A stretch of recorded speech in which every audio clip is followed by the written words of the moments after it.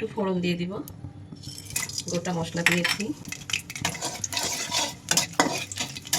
অনেক সেকেন্ড ভেজে নেওয়ার পর আমি এখানে দিয়ে দিব পেঁয়াজ।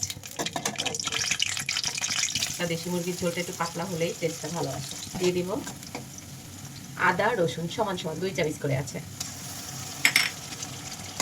ভুনা যখন আপনি রান্না করবেন ভুনা মাংসটা, তখন অন্য হিসেবে রান্না করতে হবে। আমি যেহেতু পাতলা ঝোল করব, এটা আমি আমার মতো করে রান্না করছি। আমি যেভাবে করি, এই রান্নাটা আমার মা গ্রামে গেলে এখনও করে, তো সেভাবে আমি রান্না করছি। এবার আমি দিয়ে দিব হলুদের গুঁড়া 1 চামচ, মরিচের গুঁড়া দেব 1.5 চামচ, এটা কাশ্মীরি লঙ্কা, খুব কালার। আমার মোবাইলের ক্যামেরার কারণে এরকম দেখাচ্ছে, আসলে অরিজিনাল কালারটা অনেক সুন্দর। সব শেষে আমি দিয়ে দেব লবণ দিয়ে দেব টেস্ট অনুযায়ী। আসলে আমরা কখনো খাতা কলম দেখে রান্না করি না, মায়ের শেখানো রান্নাটাই ধরে রেখেছি, যেভাবে আমরা খেয়ে বড় হয়েছি।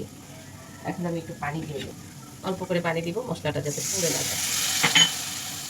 কালারটা ঠিক আছে, দেখেন কালারটা কিন্তু পুড়ে যায় নাই। এই মশলা আমি আর কষাবো না, এই কষানোর ভিতরে আমি দিয়ে দিব মাংস। এটা হলো দেশি মুরগি, একেবারে অরিজিনাল দেশি মুরগি। মুরগিটা কিন্তু ভেজে নেবেন না, এইভাবে রান্না করতে হবে। আমি কিন্তু এভাবেই করি, আমি যেভাবে করি আপনাদের সাথে শেয়ার করছি। আসলে এক একজনে এক এক রকম করে আমি এভাবে করি। এখন আমি দেখেন কত সুন্দর কালার চলে আসছে। আসলে দেশি মুরগিগুলো কিন্তু এত নাটুস নুটুস হয় না, মাংসে ভরপুর থাকে না, একটু শুকনো শুকনো। এখানে আমি একটু কাঁচামরিচ দিয়ে দেবো, সুন্দর একটা ফ্লেভার আসবে। আর কাঁচামরিচের ঝালটা আমার ভালো লাগে না, ঠিক আছে। সুন্দর কালারটা আসছে, কতটা পানি বেরিয়েছে দেখেন। এই পানিতেই আমি মাংস কষি।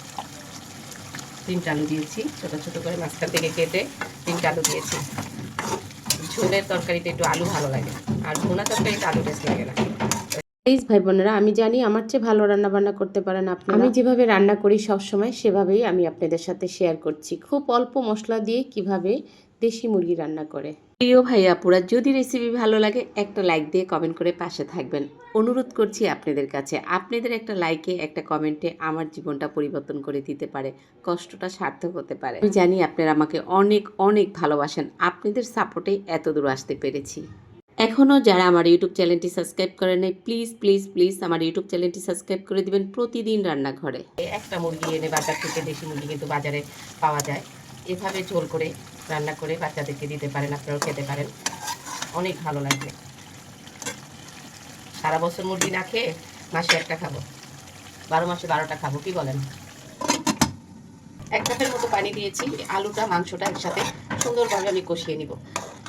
80% সিদ্ধ হয়ে যাবে আমার মাংস কষানোর ভিতরে। যে কোনো মাংসই সুন্দরভাবে কষাতে হবে। কষানো হয়ে গেছে, এখন আপনি চাইলে এখান থেকে তার মাংস উঠিয়ে, ঝোল উঠিয়ে গরম ভাত খেয়ে নিতে পারবেন, এত টেস্ট হবে। খাওয়ার মতো অবস্থায় এসে পড়েছে মাংস, দেখেন। এবার আমি ঝোল দিয়ে দেবো, তেল উঠে গেছে দেখেন, ঝোল দিয়ে দিব।